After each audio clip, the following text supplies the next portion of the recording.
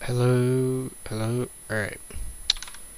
So, I wanted to very quickly talk about privacy. I might make more videos on this, but I think it's worth it to talk about it, especially with everything that's been happening, and I think it's worth to I think it's worth to uh briefly go over these, even though you might know what's happening very quickly on this website. There, particularly YouTube, there's going to be a big change, and I don't see any positives coming from this.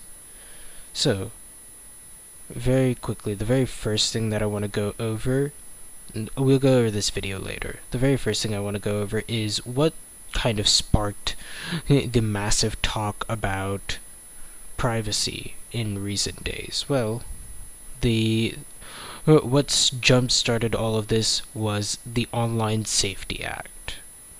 The Online Safety Act is, to put it simply, it's an act that's supposed to, it's a law that's supposed to protect children online. Children and adults online, as it says here. And it essentially forces companies online to actually try to ensure that whoever views certain content is actually of the age that they should be. So, for example, anything that is 18 plus, for example, an R-rated movie should only be, or R-rated content should only be able to be viewed by adults. Similarly, only PG-13 content should only be able to be viewed by teenagers and above. Children who are younger than 13 should not be able to view it. And at first glance, this seems very harmless. It seems almost like a good thing. However, the biggest problem with this is how this law has been written, because it's been written to include so many different types of things, and as it mentions here, literally in who the act applies to, it applies to search services and services that allow users to post content online or to interact with each other. So this includes websites such as YouTube, Facebook, Instagram, Twitter or X, LinkedIn, really any social media application that you can think of, as well as online forums and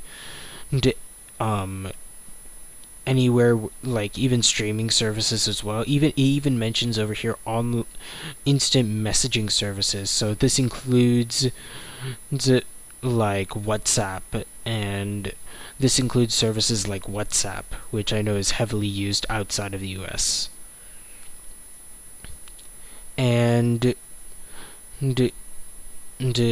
as it says right here as well, it applies to even companies outside of the United Kingdom. So, yes, it does apply to all of those companies that I mentioned before, even if they aren't based in the United Kingdom. As long as there's a large amount of people from the United Kingdom that use their services, which is especially true, for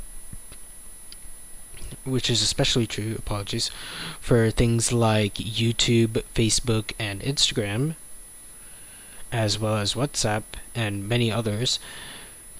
It's very much encompassing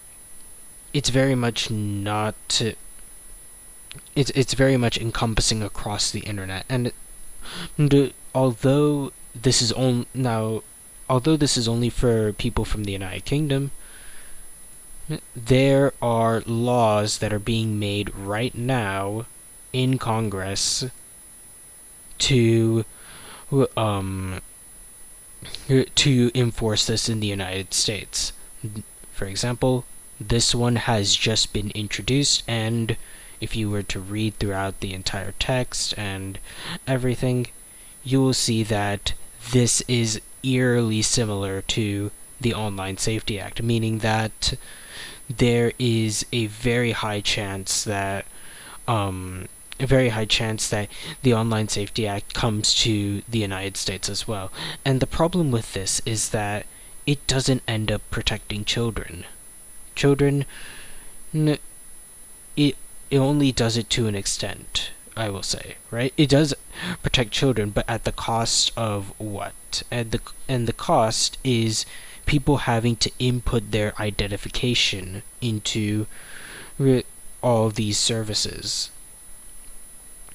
Now, and the worst part about that is that means that all of these companies now have access to your personal information. What the internet used to be a place for anonymized use, and now it's being slowly taken, and now the users on the internet are not even slowly, it's been quite a fast process, all things being considered.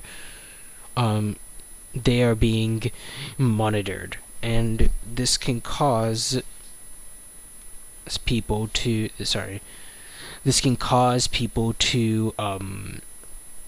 what is it called?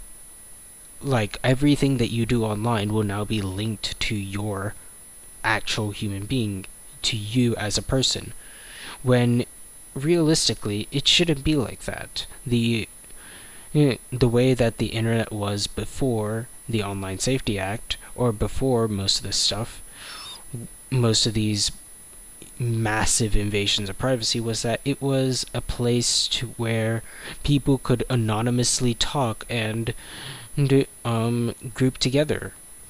Now, of course, there's always the place for abuse, and I think that the government should 100% go after those people, but I don't think this is the way to go about it, because this punishes so many regular people.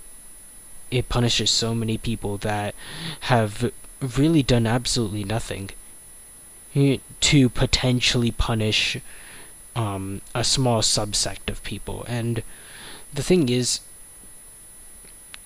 about all of this is that we know for the fact that it's not going to be used just to protect the children. That was never the intended use. The intended use was always to target the people in general, and to keep a watchful eye on the people. I would highly suggest, if you have no idea what I'm talking about, to read 1984 by Orwell. Anyways, what are the effects of this? Well, the very first is here on Twitter or X. You will if you are from the United Kingdom, you will often see this little pop-up right here. And the reason for that is because Twitter or X, I'm just going to call it Twitter, is not does not know how old you are, and until you give them some sort of identification, which I believe if you are buying Twitter Blue or whatever it's called, Premium, whatever the premium version is of the app, once you buy that, then you have to give your identification, and by then you can get your age. Then all of this stuff will be released to you, assuming that you're above 18. But I still find it very stupid that this is happening, because it should realistically be on the parents to police this.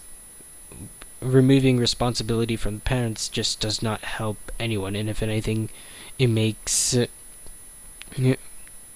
parents have always been responsible for their children, and removing responsibility from them makes them less of a parent. The internet is not supposed to parent your children. Anyways, next, YouTube had released this on July 29, 2025, and essentially they're going to be using AI to interpret who is watching what, right? And the way that they're doing this is they're going to see, based on what you search in YouTube, based on what you watch in YouTube, and based on what they consider your interests to be, they will then roll out restrictions for you based on what they believe your age is. And if you are flagged to be like a teenager or a child, they will completely restrict the app to where it's, well, we don't know what it would be, but what it would be like, but I can only assume you will not be able to watch most of the content that you would like to watch on the platform. So what I would highly suggest people to do is, I mean, there's not much you can really do, but I'm just informing people. Ideally, hopefully I can inform people for this, because it's about to come out within the next 2 days. I believe this comes out on August 13th.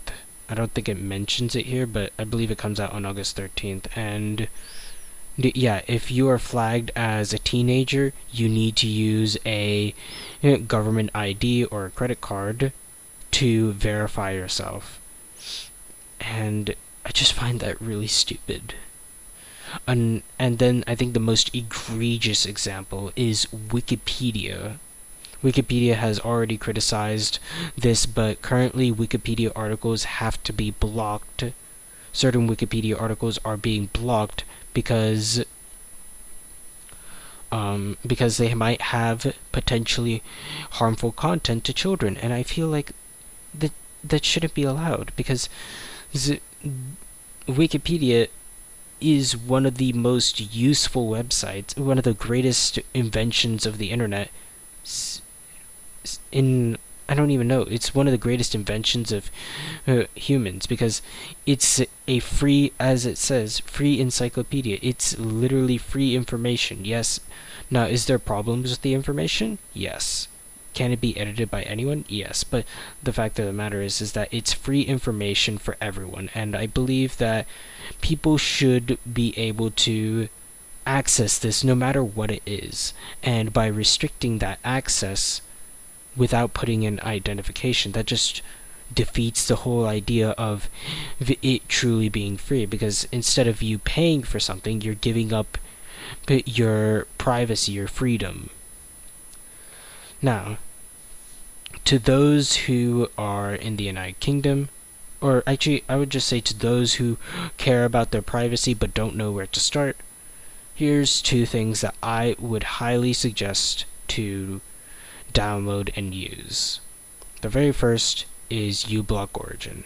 ublock Origin is a free ad blocker. I've used it for years at this point, and it's never had any problems. Any pop-up ads or anything, it will block them immediately. And honestly, I just find I find it to be what's it called? I find it to be one of the most useful. If I check mine right now, I've had over almost 2 million advertisements blocked since. So, highly recommend this for anyone who doesn't want weird cookies or ads in their websites. The next thing that I would recommend is Proton VPN. Now, of course, is there other VPNs that you can use? Yes, I would personally recommend NordVPN if you have the money, but if you don't, they are completely free. And you can, I believe the 5 countries that you can connect to are the United States, the Netherlands, Japan, and 3 others. I don't know the other 3, but those are the 3 that I've connected to the most over over the time that I've used it, which is around 2 to 3 years at this point. So I highly recommend this. If you can pay for a VPN, I would recommend NordVPN or ExpressVPN. But yeah, if you can't, then Proton VPN is probably the best out there. So yeah, hopefully, in these troubling times you stay safe and have a good one.